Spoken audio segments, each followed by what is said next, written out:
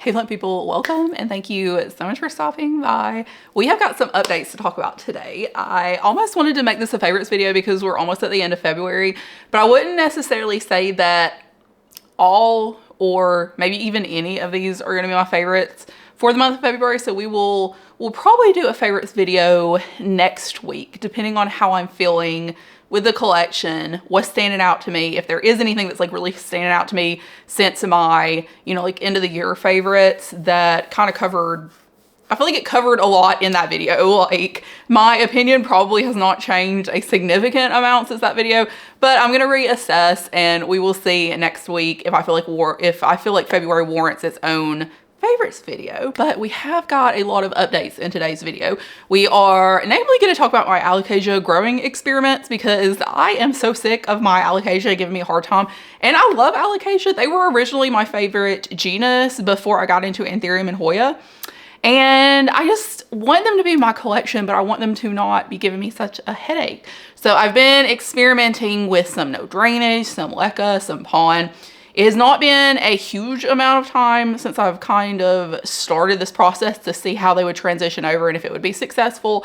But it has been long enough, I think, for us to have a first update to kind of get a feel of how things are going. And they've been going fairly well, if I do say so myself. I am also going to share some cool stuff that's been happening with a couple other plants in the collection that's outside of Alocasia, as well as some new plants that we have not talked about yet because it was my birthday last week. So I did partake in some plant shopping and I got a few new plants, nothing too crazy, but we are going to talk about those a little bit today too. So if that sounds like a good time, then let's get started.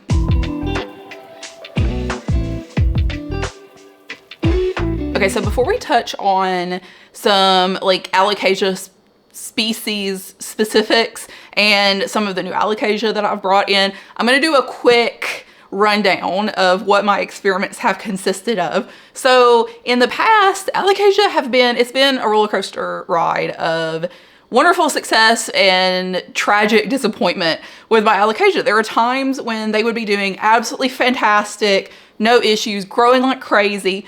And then I would repot them into a better soil mix, not even disturb the roots very much. And they would just totally melt into nothing. And then there were times when I would feel like I was underwatering them and I would try to water more consistently and because they're like droopy and floppy looking. I'm like, obviously this is underwatering. And so I would try to start watering more and then they would melt and just stuff like that. Things that weren't, like I felt like they were not logical and that I was trying my best and I was doing fairly well in my care routine, but just something wasn't meshing. We just were not compatible at that time. So I was like, okay, if I want different results, something's got to change. So what am I going to change? I feel like my watering schedule is like pretty down pat. Like I feel like I'm pretty confident in knowing when to water and when not to water. Of course, experimenting with a new growing medium has kind of thrown a wrench into things. So we are kind of having to relearn when I need to water these plants a little bit more specifically in regards to like what their medium is and like what that medium requires. All right, actually, we'll just go ahead and talk about this one. So this is my Alocasia Mellow. This one is really awesome. It has like the coolest texture in the entire world. It's very like thick and it feels like a brain. Like the top of it feels like a brain. It's also got a really cool color. It's like this like very dark like grayish green, which is super interesting. Mine is kind of yellowing around the margin, but that was because it was having issues like prior to me trying it out in leca. So this one was not, from what I remember, I'm going off memory here. I will insert some clips in a moment so that you can see the process and what they looked like when I was doing this transition over. But I feel like this one was not doing that bad. It just wasn't doing anything. Like it was not growing. It was not putting out any new leaves. I would keep checking the roots because I was thinking that it had root rot or something was going on because it just wasn't doing anything. So I was like, okay, this is gonna be the one that I'm gonna stick into leca because it's the one that I have that's the most rigid as far as its leaves go and its roots looked the thickest. And in my mind and just what little information I've been able to absorb from other people's videos, from what I understand, chunkier roots tend to do better in leca. I'm not 100% sure. Don't take that as law or anything because I'm very new to this. I have got no solid opinions on any of this right now. And as soon as I put it in, it did have several, hopefully you can see with the light, several of its old roots died off, but it started putting out a lot of new roots too that you can see in here. So these are nice, white, healthy roots. It is also growing a new leaf from its main plant here. And then I had one of its little like baby pups that is barely sprouting a new leaf also. So, I mean, that's definitely a positive sign. This was originally the only one that I put in here. I did end up putting another plant that's not an Alocasia into leca just because it keeps giving me issues too. And that's like my next step in trying to figure out what it wants. The next one that I tried out is Pawn, and I don't know what this is a mix of. I've never ever grown anything in anything other than some kind of soil mix. So I have no idea what I'm doing with Pawn and leca, and even no drainage is very new to me, even though it is using a soil mix, or I'm using it with a soil mix. So we're experimenting, okay? We're learning on the go. So this is the Pawn mix that I selected. It had pretty good reviews. It is pretty fine, so I did add some chunky perlite in there just to kind of spice things up a little bit. And we do have some roots that are starting to come through. I don't know if you can see, stop looking at my face camera. Right in here above my finger, we've got some roots that have started to emerge through the Pawn. So it's doing okay. You know, it's got a couple of little roots, but definitely not as much positive root growth as I have had from experimenting with my chunky soil mix on top of leca. So I'm doing no drainage, layer of leca in the bottom, chunky soil mix on top. And for the most part, that has been the very clear winner in my growing environment, in my specific situation. That is what has been working the best for me. You can see this is actually a new Alocasia. And look at these roots. This is nuts. I've had this thing for like, gosh, I don't know, like a couple of weeks, maybe not even that long. And this was in a plug when I originally got it. I got this from the Green Escape. So you know they just come in those little like baby plugs. And look at all these freaking roots. That's nuts. So they love this. They have loved the no drainage situation. As I said, I do have a layer of leca on the bottom. My soil mix is majority at this point, which I reuse soil, so there's lots of like little bits of extras in there, but my majority is coco coir. I do like the bricks that you stick in water and they kind of turn into mush and disintegrate, and I add chunky perlite to that, orchid bark, tree fern fiber. What else do I put in there? A little bit of leca, some horticultural charcoal, and worm castings. And I know that's a little complicated. Like, you definitely do not need that complex of a mix. That's just what feels right to me. And you gotta do what feels right to you in your plant journey, you know, in your plant collection. So that's what we've been going with. Fantastic results with that in the no drainage situation. We can also go ahead, let's just talk about these while I have them over here. So this one, this is an Alocasia that I have had before. It is Alocasia Purple Cloak Princeps. And this is the coolest looking Alocasia ever to me. It's very like sharp and dark. I'll put a photo of the screen of what it looks like when it is mature. But when I got it, it had baby leaf, really nothing to note there. It had this leaf and this leaf. And then the first leaf that it gave me in this growing situation was this one. So you can see that is a huge difference. It actually looks like a purple cloak in this next leaf. And this one's really cool because it has like these really dark purple veins on the back. Again, if you're interested in these, I got these on Etsy from the Green Escape. And they just come in little starter plugs. I have not been messing with the plugs when it comes to my Alocasia because every time I try to mess with those plugs, it totally melts. In the past, I have had some success with removing the plug if the roots were very, very established.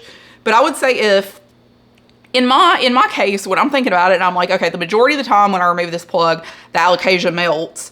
Like, I'm just not going to remove it anymore. And it does not seem to care. Like, you can see how those crazy roots are going. But yeah, the leaf shape, absolutely phenomenal. Even with this very, very juvenile leaf, with this being the only one that it's given me so far. And look at those giant lobes on top. Oh my gosh. I cannot wait for this to mature. So this one is very happy.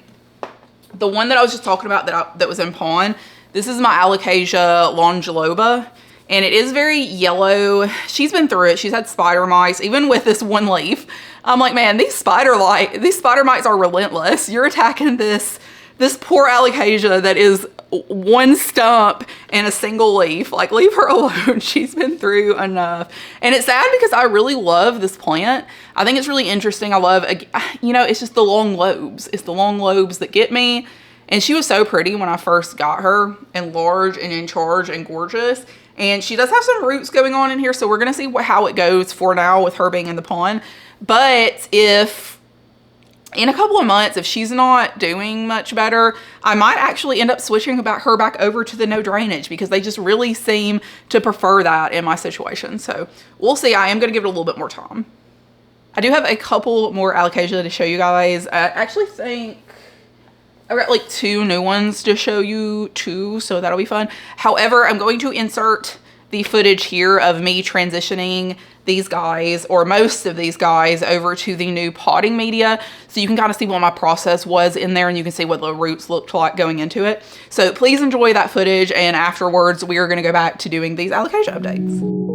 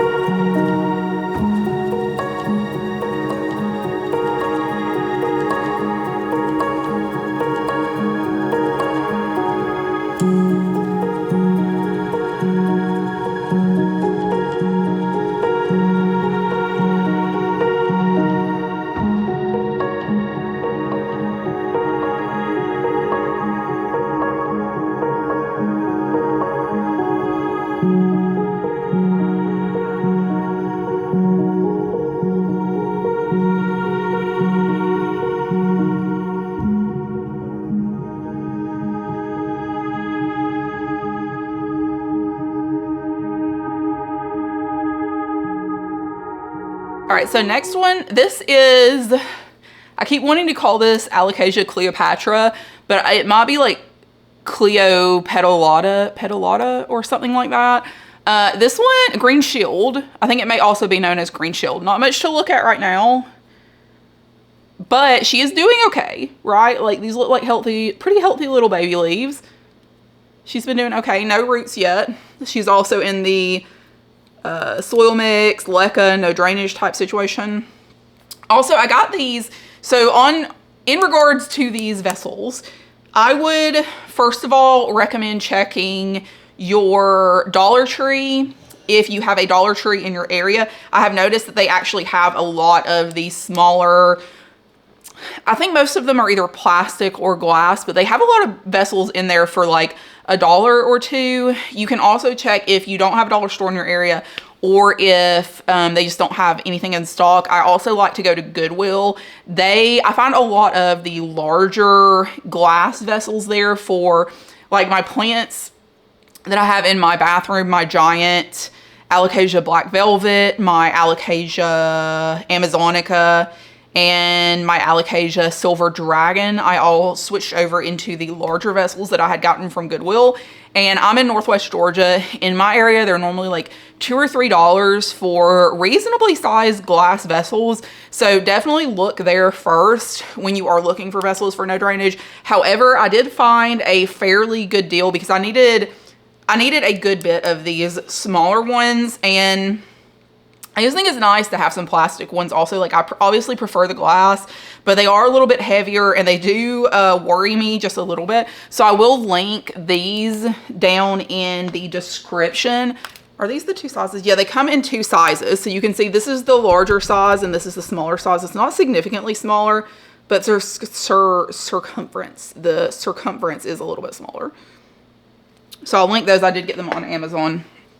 But yeah, this one's doing really well. I will also insert a photo of it when it is mature. It is absolutely gorgeous. Love the dark veining.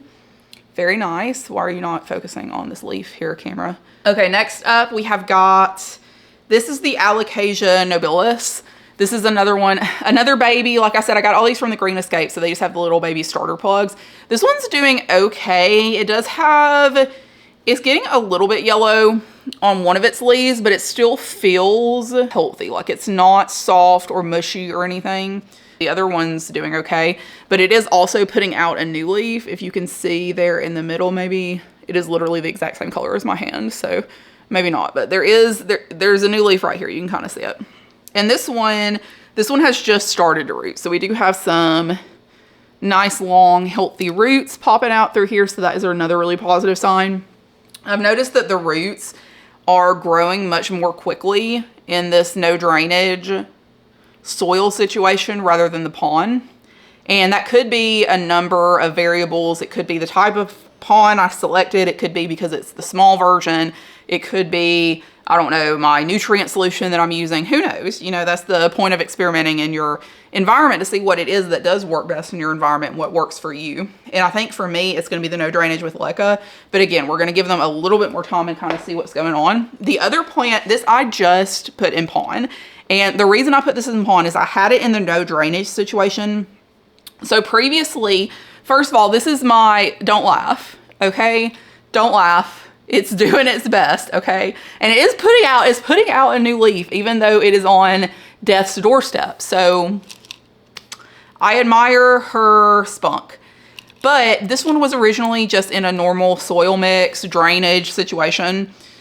It was doing phenomenal for a while, putting out massive leaves. Gorgeous. This is the, I didn't even say what this is. This is the Xanthosoma sagittifolium variegated. They call it Frozen Planet. And it is one of my favorite plants in my entire collection, which is a very sad story because this is what we're working with right now. And she used to be absolutely gorgeous. She is gorgeous when she starts growing. But she has just been giving me so many issues. When I had her in just like the regular pot situation with soil, she was doing phenomenally for a while, and then she just totally melted. No reason. Out of the blue, nothing changed as far as the care requirements go. She was doing great one moment, and then the next moment totally melted. So I said, okay, we're going to try the no drainage situation. So I put her in no drainage. Roots looked incredible. I think I just talked about this in, I don't know, one of my last 2-ish videos, I talked about this, and I was talking about how the roots looked like the centipede, and it freaked me out because I hate centipedes because they were so big and leggy and just like alien looking, and they just rotted out of nowhere. Literally did not change anything. She was doing improving. Nothing was changing. Out of nowhere, melted. So I pulled her out, pulled all of the melted roots off. You can kind of see in here her little rhizome type deal. This is very much like an alocasia. I was very surprised because I was thinking more so of my xanthosoma, which we're going to be talking about in a minute. But it very much has a corm that's like an alocasia. Like when your alocasia gets a little bit more mature and it has that really thick, like a woody corm rhizome type situation, that's what it feels like. And it also had a bunch of, I say a bunch, it was like 3 little like offshoot rhizomes, which I popped those off, cleaned them up, and put them in ponds. So we're going to see if those grow into anything. It was giving very much like a corm type situation, which was not what I was in the impression that this like was able to multiply by. So that was a little bit strange, but we'll see, because I put her in here. She was on death's doorstep, trimmed off all of her roots. I actually had to cut that rhizome in half because I had a lot of rot in it. And I honestly, yeah, I'm not totally confident that this is going to do okay, because it did have little spots of rot in it. So I was very, very surprised to come out today and see the tip of this leaf coming out. And it's very bizarre because it looks white. I've never seen that happen before. So I don't know. This is going to be, I guess we'll see what happens when this comes all the way out. Maybe she's just ultra stressed out, which is understandable. I don't even know if you can even tell what this is going to look like by the leaf. You can see a little bit of variegation on there. It's so cute. It would be even cuter if I knew that this wasn't like this because it was dying, but we'll see. I'm hoping that she just doesn't like soil. So I'm going to try the pond because her roots are so prolific when they start forming. And maybe with this being not as dense, maybe she'll have a better chance of those roots not rotting. So we will see. Okay, that is going to be it for the Alocasia updates. As of now, I'm going to give them a little bit more time and we will update again later on down the line to kind of see where they're at and how they're growing. Next, we're going to be talking about a couple of new Hoyas that I got for my birthday. So please don't judge me, but I do not remember what the name of this is. This was one that I have never heard of. I was actually purchasing a different Hoya that I'm about to show you next, and they also had this Hoya, and I thought it was really beautiful. I liked the variegation pattern. I liked how large the leaves were.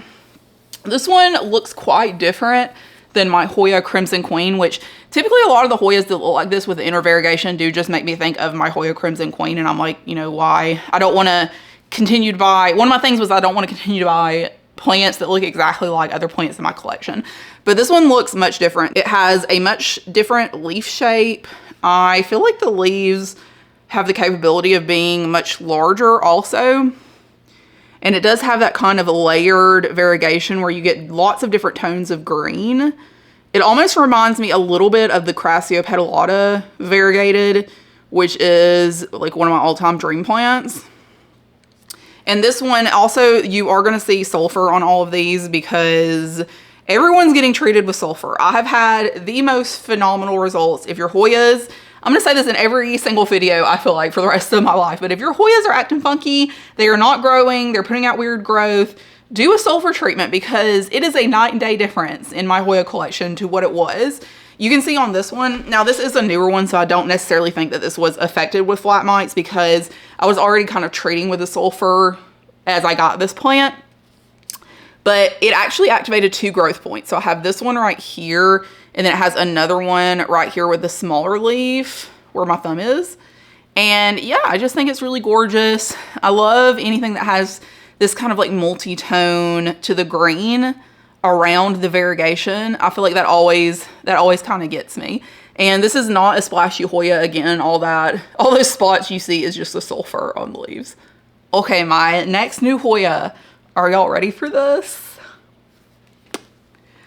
Ooh, it is the Hoya Matrata Silver, also known as the Buntock Silver.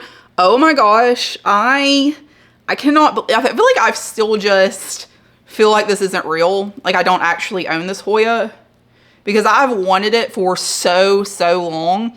And it's been so difficult to not only find one that's affordable, but even the non-affordable ones in the past have just not had the best coloration. And one of the biggest lessons that I've learned whilst plant collecting throughout this journey is wait until you find the one that has the variegation pattern, the leaf shape, the venation, whatever it is that you want.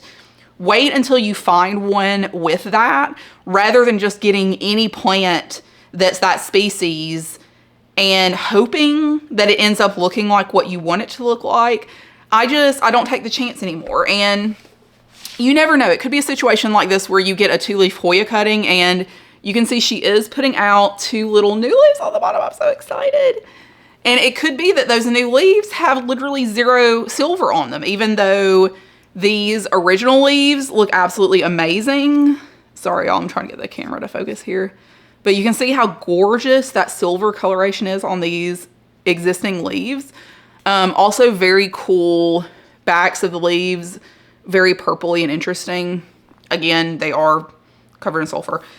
But yeah, so you could always have a negative outcome, and you could have a positive outcome from a plant that looks nothing like what you want it to look like originally, and it could put out new leaves that look amazing. But I do find that statistically, I have more luck when I wait for the plant that looks the way that I want it to look and get that plant. I have better luck with the new growth looking the way that I want it to look, rather than, say I got a Hoya Matrata silver that had very minimal silver on it because it was less expensive, and it could be that it just totally reverts, and that would not be good. Or in my case, I was like, okay, I'm just gonna wait until I find one that has more silver, has the coloration that I want, and I did end up getting a really good deal on this one. But it's definitely a situation where I would normally pay a little bit more to get the one that looks the way that I want it to look over one that's just available more quickly or less expensive. But anyways, that's just my 2 cents. But yeah, so I am so incredibly excited to have this in my collection. I absolutely adore the standard Hoya Matrata, who is also starting to look much better, and looks like she is putting out a new leaf also. Since I have treated her with sulfur, she is definitely one of the main culprits that was not growing and was giving me issues, because I'm sure it was flat mites at this point because the sulfur has done so well. But I am absolutely positive I'm going to love every second of growing this plant. I am very happy that I did wait a while to find one that I really liked, because I feel like this coloration is exactly what I was picturing in the Hoya Matrata silver, Buntock silver, whatever you want to call it. That I had on my wish list, the one that was in my head, was this exact coloring. So I'm just really happy that I did wait and did not pull the trigger too soon. And now I have this gorgeous plant in my collection. I can't wait to update y'all when these leaves form a little bit better and we can see what they look like, because when I tell you the anticipation is killing me, it's killing me.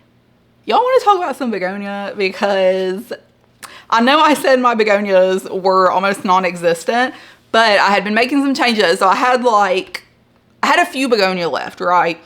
I can't remember exactly what ones they were off the top of my head, but I know for sure it was my maculata, the one I'm about to show you, my Berkelii Silver Edge, and I can't remember, there's one more or 2 more. And they were on the struggle bus. I had moved them all over the place, could not figure out what they wanted. Eventually, I've been messing around with this tree fern fiber in my soil mix. So I put them in a tree fern fiber soil mix. I stuck them in this one shelf of one of my shelving kind of unit situations over here. And they love it there. They have been going off. I am very, very astounded, because they were giving me the hardest time forever. And I was very almost totally put off begonias in general, because they were just driving me nuts. I couldn't deal with it. They were melting. Nothing I did made them happy. And then I moved them over there and repotted them, because I was like, I'm going to give it one last try. I'm going to give it my best effort for this last try, and we're going to see what happens. And it's going well. It is going well. The first one I'm going to show you, I do not remember what the name is. I'll have to put it on the screen if I can figure out what it is. This is one that I got a bazillion years ago. I got it from a seller on Etsy who I also cannot remember who it was from.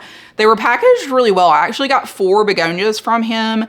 And yeah, only one melted. And these were all technically terrarium culture begonias, and I had to really slowly acclimate them to ambient.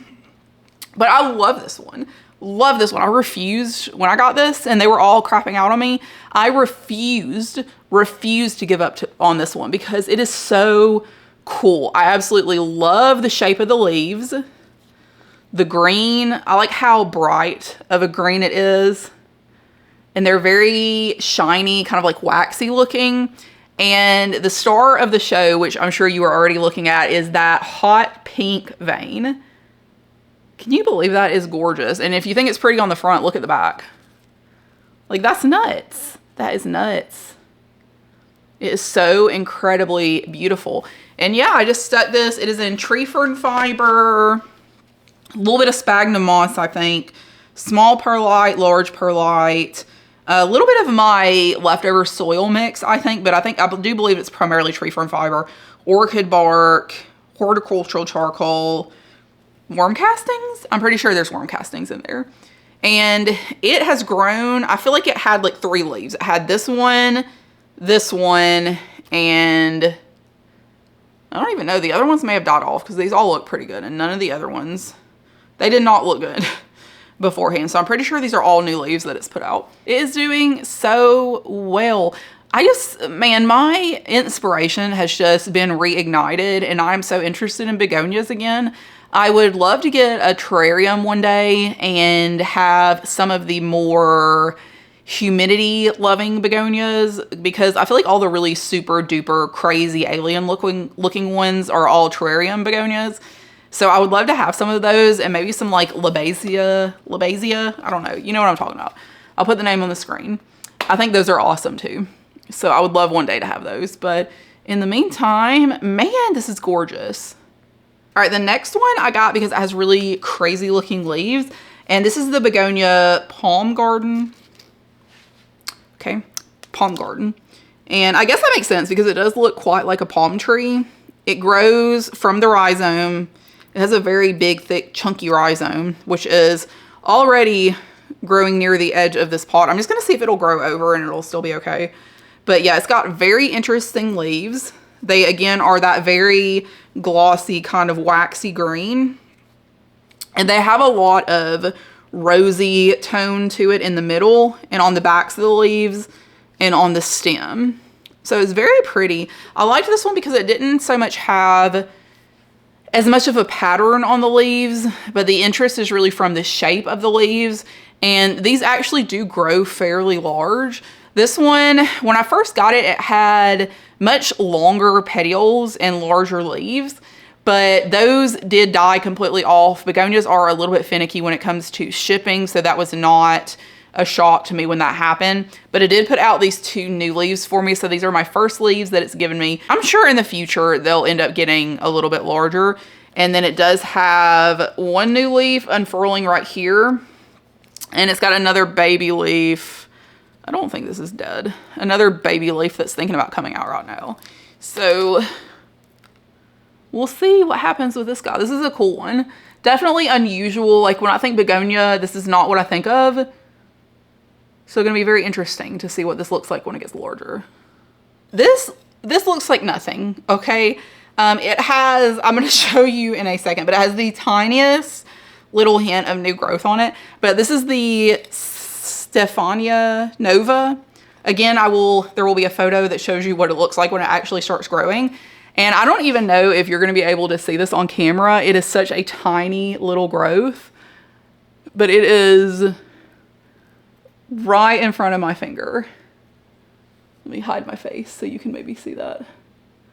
I really don't think that you'll be able to even see it. I'll take a photo of it with my phone and see if I can capture the smallest leaf you've ever seen in your entire life, and I'll post it on the screen. This is another new plant that I have gotten fairly recently. I got 2 Caudex plants. One was this one was the Mirabilis something or other. That one has not done anything yet, so we'll talk about that one. That one actually starts growing. But I just cannot believe that this one is already putting out a little tiny new growth. Like, I definitely thought it would take it a while to kind of come out of dormancy because it's still quite cold here for the most part. It does get a fair amount of light where it's at in humidity though, so that may be contributing to its early awakening. But yeah, these are super cool looking. Caudex plants are the ones that grow from this like lumpy stump like looking growth. Very interesting.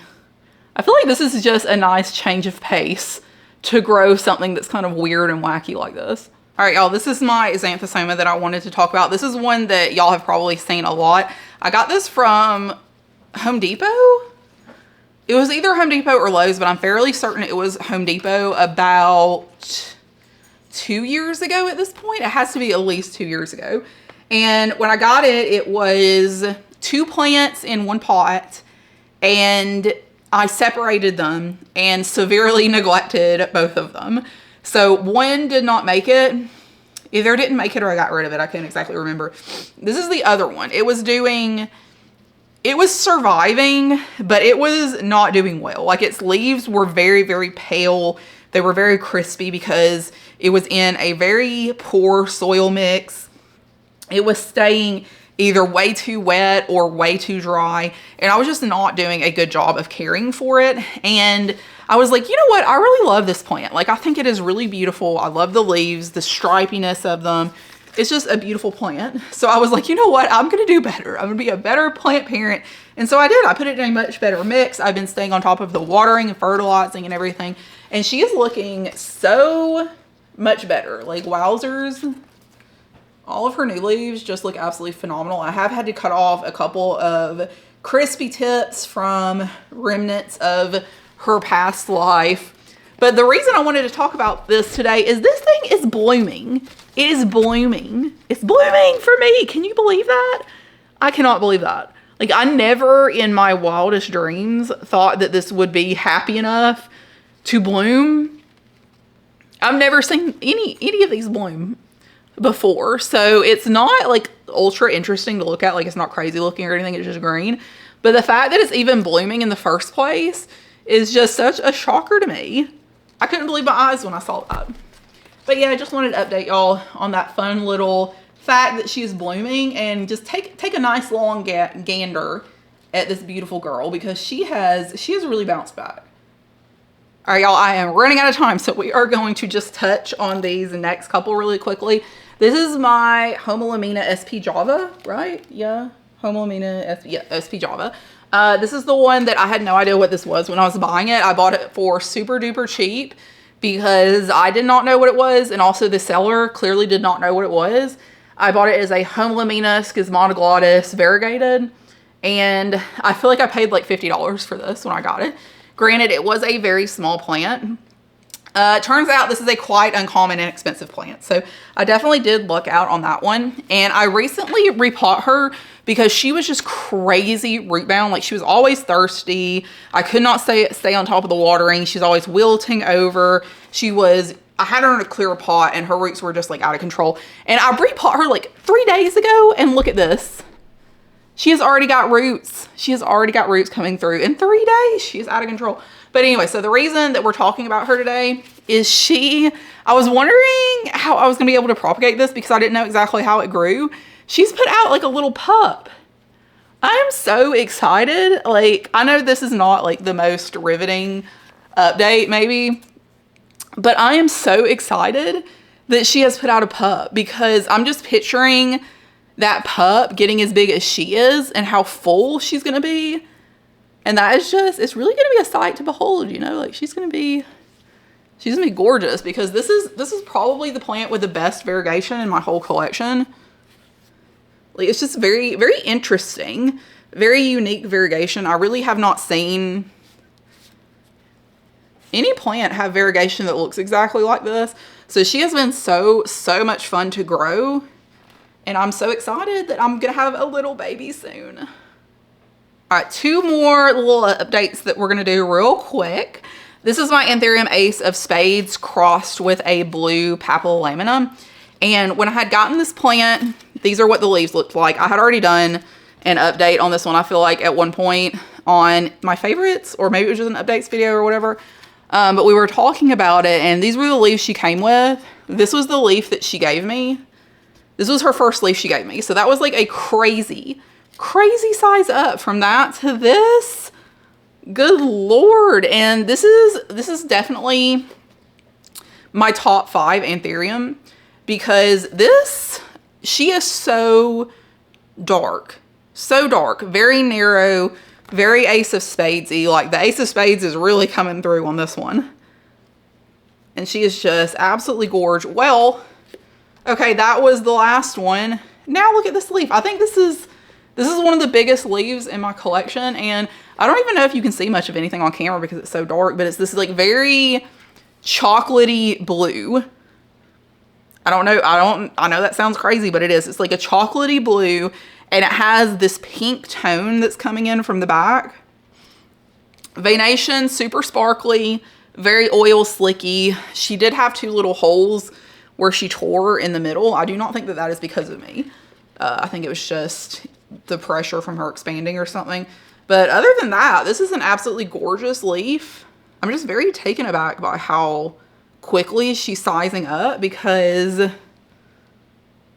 is a big increase from this one. So we've got this one and then this one.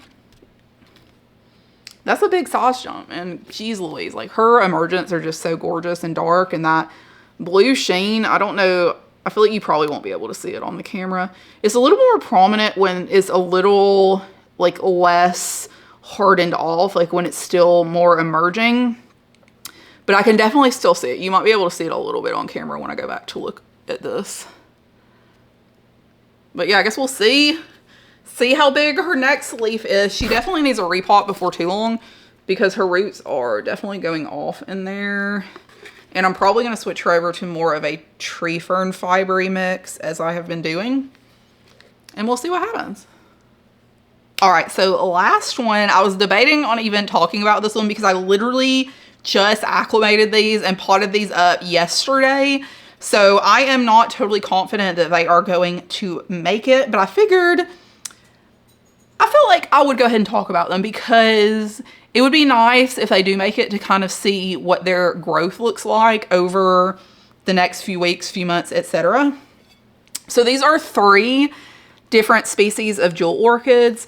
I had gotten one from the Green Escape a while back that I was absolutely in love with, and it ended up melting, and I had tried to reorder that specific species several times, and every single time I tried to order it, they would cancel my order because they said that they weren't up to their standards to get shipped out. And I was just gonna put off by it because I was like, this has happened like 3 times. Anyway, so I ended up going to Rare Plant Fairy, and they had some kind of uncommon varieties that I had not seen previously. So I thought that I would give them a try. They did ship in little like humidity cups, and I had left them in there for a few days after I got them. And then I took the sticker off where it was covering the hole so that they could get a little bit more airflow. And then after about a week, I popped the lid off a little bit. So I was slowly acclimating them to ambient conditions. The first one, I've really got these. Okay, the first one is a hybrid. It's called Rose Gold, which is this one right here. And these might be a little bit hard to see on camera because they are still quite dark in contrast to that soil mix. But yeah, so this one's Rose Gold. It has a little bit of a wider leaf shape, definitely an orangey, rosy pink kind of tone to the veination on that one. The next one is Hongxia, which is this little one right here. It has quite similar coloration to the Rose Gold. Its veining looks a little bit more orangey rather than Rose Gold, and the leaf shape is a little bit different, but they do look quite similar, more similar than they did in the photo.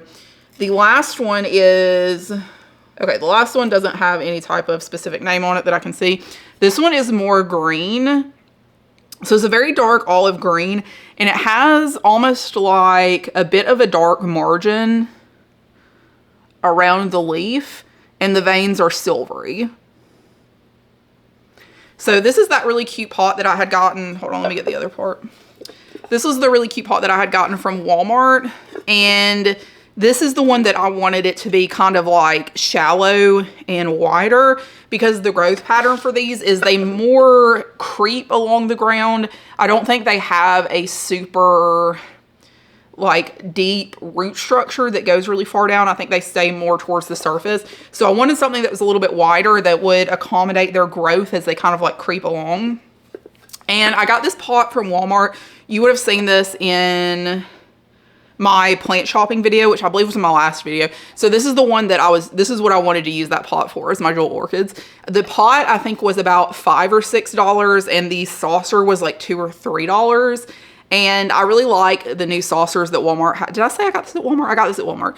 I like the new saucers that Walmart has where they have like a thicker rim, and I know it doesn't fit absolutely perfectly, but I was like, that would be perfect for me to just kind of like rest this in so that it's not sitting in water at any point.